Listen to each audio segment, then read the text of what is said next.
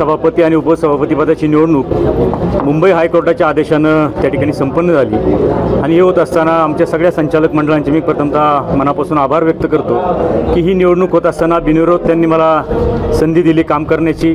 आमच्या क्रांतीताई प्रथम तर मी सर्वांचे आभार मानते की आज खेड कृषी उत्पन्न बाजार समितीची अगदी सगळ्यांनी डोळ्यात तेल घालून आणि रात्री झोपही नाही, आम्हाला तर नाहीच नाही पण अख्ख्या खेड तालुक्याला रात्री झोप न लागणारी अशी ही सर्वांची झोप उडवणारी निवडणूक ठरलेली.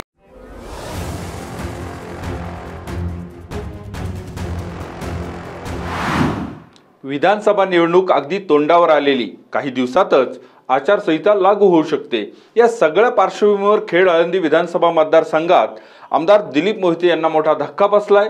ज्या बाजार समितीच्या निवडणुकीवरून खेड तालुक्याचं राजकारण गेले काही दिवस तापलेलं होतं, ती निवडणूक अखेर कडेकोट पोलीस बंदोबस्तात गुरुवारी झाली.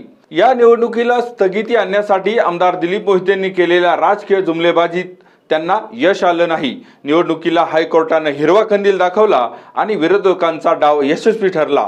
विरोधी सर्वपक्षीय श्री भीमाशंकर शेतकरी सहकारी परिवर्तन पॅनलचे विजयसिंह शिंदे सभापती आणि क्रांती सोमवंशी उपसभापती पदावर विराजमान झाले.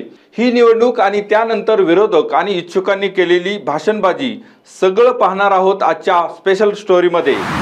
नमस्कार, आपण पाहतात खेड टाइम्स. आजच्या पॉलिटिकल रिपोर्टमध्ये आपलं स्वागत. आमदार दिलीप मोहिते यांच्या श्री भीमाशंकर शेतकरी सहकारी पॅनलचे संचालक अशोक राक्षे, सयाजी मोहिते आणि अपक्ष निवडणूक लढवलेले महेंद्र गोरे यांनी आमदार दिलीप मोहिते यांची एकाधिकारशाही होत असल्यावर बोट ठेवत आमदार दिलीप मोहिते यांची साथ सोडली. निवडणूक पार पाडण्यापूर्वी माजी सभापती कैलास लिंबोरे, संचालक जयसिंग भोगाडे, रणजित गाडे आणि विनोद टोपे या 4 संचालकांनी निवडणूक अधिकाऱ्यांना आपण या निवडणुकीत सहभागी होत नसल्याचं लेखी पत्र दिलं. सर्वोच्च न्यायालयात प्रलंबित असलेल्या निर्णयामुळे निवडणुकीत 8 संचालक उपस्थित राहणार नसल्याचं त्यांनी या पत्रातून स्पष्ट केलं. बाजार समितीची निवडणूक बिनविरोध झाली. माजी आमदार स्वर्गीय सुरेश गोरे यांचे समर्थक विजयसिंह शिंदे यांनी सभापती आणि क्रांती सोमवंशी उपसभापतीपदी विराजमान झाल्या. आमदार दिलीप मोहितेंची बाजार समितीवर असलेली सत्ता उलटवून टाकण्यासाठी त्यांचेच कट्टर समर्थक अशोक राक्षे, सयाजी मोहिते आणि महेंद्र गोरे यांनी महत्त्वाची भूमिका बजावली. काही दिवसांपूर्वी बाजार समितीत झालेल्या वार्षिक सर्वसाधारण सभेत आमदार मोहितेंनी शरद पवार गटाचे तालुकाध्यक्ष हिरामन सातकर आणि विरोधकांवर आगपाखड केली. खरेदी विक्री संघाच्या कामकाजावरही चांगले ताशेरे ओढले. विरोधकांनीही आपला विजय याच खरेदी विक्री संघाच्या कार्यालयासमोर साजरा केला.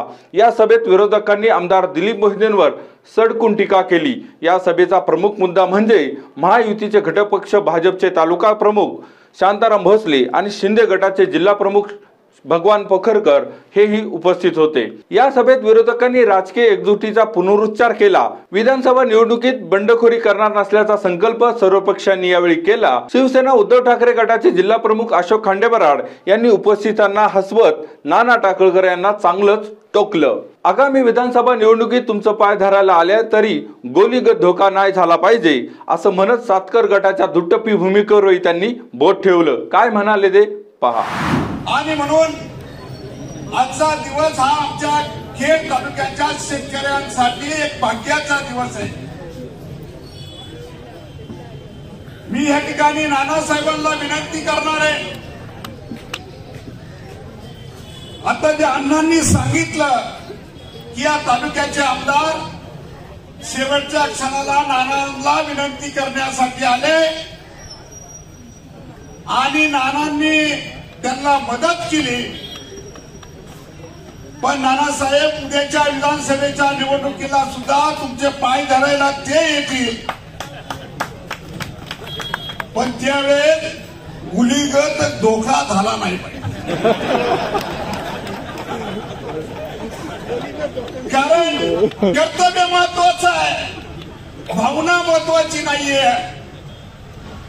ही आमचे संजीव असतील, अमर भाऊ असतील आणि या सगळ्या टीमने, केशव शेख असतील, या सगळ्या टीमने आज आमदाराला दाखवून दिले बुक्कीत टेंबून. आणि मग कसं धुकूक झालं हे आपण सर्वांनी पाहिलं आहे. खेड तालुका गेली 15 वर्ष दहशतीमध्ये राहिला, पण आता मोहितेंना काय करायचं ते करू द्या, आपण तोफेच्या तोंडी जाण्याची आमची तयारी आहे, असं जिल्हा परिषदेचे माजी सदस्य बाबा राक्षे यांनी ठणकावून सांगितलं. या सर्वच नेते मंडळींना अगदी पुढील काळासाठी नक्की शुभेच्छा देतो. आणि जर पुढे तोफेच्या तोंडी जर माणसं लागत असतील तर आम्ही तयार आहोत. आज या निमित्तानं ग्वाही देतो. आणि काल तर का त्या तालुका गेली 15 वर्ष दहशती खाली वावरतो आणि त्या परिस्थितीमध्ये या सर्वच लोकांनी धाडस दाखवलं. आणि धाडस दाखवायची काही गरज नाही तसं ती काही करीत नाही. मी तुम्हाला एकदम क्लिअर सांगतो. नाही क्लिअरच सांगतो. म्हणजे मागे ताकाला जायचं गाडगाला पोहायचं अजिबात नाही. तुला काय करायचं ते कर, सगळ्यात महत्वाची गोष्ट. तर ते तसं काही नसते. मागच्या वेळेस पण आता आम्ही त्या अजितदादा आमचे बॉस आहेत, आजही आहेत, त्यांनी सांगितलं ऐकलं. ते म्हणले मी नाही राहत उभा. म्हणलं हरकत नाही. आणि आता परत त्यांचं म्हणलं आता परत उभं राहायचं. अरे गटर तुमलं ना माय ग बाबा. म्हणजे आता जर वय वर्ष माझं 54 आहे, त्यांचं किती वाटलं 66, तुमचं नाही त्यांचं. तर आता मला सांगा, म्हणजे आता ही पिढी आता तो अक्षय आलाय नवीन, म्हणजे ते माझ्या पोरं एवढे येते तो त्या दिवशी मला म्हणतो काका मला आशीर्वाद द्या. अरे माझं तर उद्या म्हणलं म्हणजे विनोदाचा भाग नाही. तुम्ही आता सगळं हसाल तो काही विषय नाही, पण सांगायचं बरं का ते झालंय बाबाजी माया मागून परत ये म्हणते मला उभं राहिलं. माझं तर उद्या कसं झालं, सुधीर आलाय, आपण सरपंच होता माझ्यानंतर ते आला बरोबर. आता काय करावं. नाही त्याला सांगितले 2000. माजी आमदार साहेबराव सातकर यांच्यामुळे आमदार दिलीप मोहितेंचा राजकीय जन्म झाला, असं म्हणत माजी उपसभापती अमोल पवार यांनी आमदार मोहितेंवर हल्लाबोल केला. काय म्हणाले अमोल पवार तेही पाहूया. की तुम्ही संस्थेवरती बोला, परंतु विद्यमान आमदार दिलीपराव मोहिते यांची एक पद्धत आहे की विरोधकांवरती इतक्या खालच्या पातळीवर जाऊन टीका करायची की ऐकणाऱ्याचा बुद्धिभ्रम झाला पाहिजे आणि तो विचार करायला लागला पाहिजे. खूप घाणेरडे आरोप करायचे पुढच्यांवरती. आता त्या दिवशी अण्णांनी फक्त बाजार समितीच्या त्या वार्षिक सभेत जाऊन म्हणले किंवा सभापती उपसभापतीचं काम चांगलं आहे, संस्था चांगली काम करते, फक्त त्या पदाधिकारी निवडीच्या निवडणुकीमध्ये नक्की झालंय का. साधा सरळ एवढा प्रश्न विचारला तर त्यांनी ज्या आप्पासाहेब सातकरांमुळे तुमचा राजकीय जन्म झाला, त्या आप्पासाहेब सातकरांनी उभ्या केलेल्या, त्यांनी स्थापन केलेल्या सगळ्या संस्थांवरती तुम्ही त्या ठिकाणी आरोप करता. अरे ज्यांनी आपल्याला राजकीय जन्म दिला त्यांची तरी कमीत कमी आपण हे ठेवायला पाहिजे होती. परंतु आपली सवय की वेळेनुसार माणसं वापरायची. खेड तालुक्यात आमदार मोहितेंची कसलीही दहशत नाही. ते नेहमीच सत्तेचा गैरवापर करतात. पण आता आली रे आली, आता आमदार मोहितेंची बारी आली, असं म्हणत जिल्हा परिषदेचे माजी सदस्य अतुल देशमुख यांनी मोहितेंवर जहरी टीका केली. देशमुख काय म्हणाले चला पाहूया. त्यामुळे मी मोहिते पाटलांना या ठिकाणावरनं असं सांगतो, सयाजीरावांना नाही त्यांच्या बंधूला या ठिकाणावरनं असं सांगतो की मोहिते पाटील येतो झाकी आहे, विधानसभा अभी बाकी आहे. खऱ्या अर्थाने हायकोर्टात मोहिते पाटील गेले. हायकोर्टाने त्यांना क्लिअर सांगितलं हे आता चालणार नाही, निवडणूक प्रक्रिया चालू झालेली आहे. मग अक्कल लढवली, शक्कल लढवली. कारण आपल्या सगळ्यांना माहिती आहे या बाबामध्ये कसलीही दहशत नाही आणि ताकद नाही. दहशतीचा फक्त बागलबुवा त्या ठिकाणी आहे. पण सत्तेचा गैरवापर करणे याचं जर महाराष्ट्रामधलं कुठलं मूर्तिमंत उदाहरण असेल तर ते मोहिते पाटील आहेत. म्हणून या विस्तारावर मी एवढंच सांगतो, आली रे आली, मोहिते पाटील आता आपली बारी आली. आणि त्या ठिकाणी तुम्हाला हा तालुका पायाखाली घेतल्याशिवाय राहणार नाही. 2004 मध्ये झालेल्या विधानसभा निवडणुकीत सातकर गटामुळे दिलीप मोहिते आमदार झाले. एवढेच नव्हे तर गेल्या वर्षी झालेल्या बाजार समितीच्या निवडणुकीतही आमदार मोहितेंना नाना टाकळकरांनी चांगली मदत केली. या निवडणुकीत त्यांच्या काठावरच्या विजयाचं गमकही त्यांनी सांगितलं. अनेक गौप्यस्फोट शरद पवार गटाचे तालुकाध्यक्ष हिरामन सातकर यांनी भरसभेत केले. खड्डा खोदलेला आहे, त्याच्यामध्ये 2004 आठवायचं आणि 2004 मध्ये तुमच्या बरोबर कोण होतं? 20 वर्ष आमदार असलेले नारायण आप्पा. इतकं काही सोपं नव्हतं. पण तुम्हाला या जनतेने या मतदारांनी डोक्यावर घ्यायचं एकमेव कारण असे की त्यांचे गुरु या ठिकाणी बसलेले आहेत. मी मित्र नाही म्हणणार, मी गुरु म्हणत. आणि गुरु हा एक डाव असा राखून ठेवतो. आपल्या परीने पळाली आणि त्यांचं जर मतदान पाहिलं तर लोकप्रतिनिधी 7व्या जागेवर येतो याचा अर्थ काय आणि तो सुद्धा कसा आला. तर याच नानासाहेबांना त्यांनी शेवट फोन केला. मित्रत्वाचं नातं त्या ठिकाणी जागं झालं. त्याचा साक्षीदार हा पठ्ठ्या आहे. आणि त्यांना सांगितलं मीच अडचणीत आहे, तुम्ही असे काही संबंधितांना फोन करून मला एक मत द्यायला सांगा. 3-4 संस्थांनी ती मतं दिली नसती. मी त्यांना सुद्धा मी पावलं आजमावून. ते म्हणले नानांनी सांगितलं एक मत तिथं दिलं. आणि ते मत देऊन सुद्धा ते इतके अडचणीत आलेले होते. तिथून आपल्या लोकांनी जागा सोडली नसती तर आज नवनाथ होले कुठे का दिसत नाही. बरोबर नवनाथ होलेच निवडून आले होते, तुम्ही पहिलेच होते. आज त्याही ग्रामन सातकरचं माझं आव्हान आहे.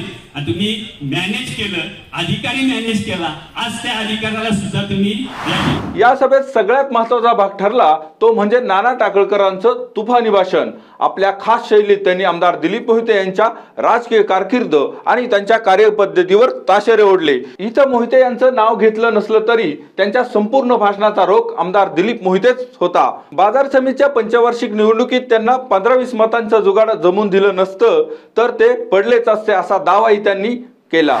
कदाचित आपण देखील एखाद्या वेळी चुकीचा भूमिका घेऊ शकतो. आता अण्णा म्हणले नानाने मदत केली. अरे अण्णा मित्र आहे ना, तो किती क्रिया जाणतो का नाही आपल्याला काय घेणं नाही. पण आपला वैचारिक विरोधक आहे, तो विरोधक मरता कामा नये म्हणून सांगितलं 10-20 लोकांना का अरे जाऊ दे कोणलाही दे पण एक दे त्याला मरू दे जाऊ दे.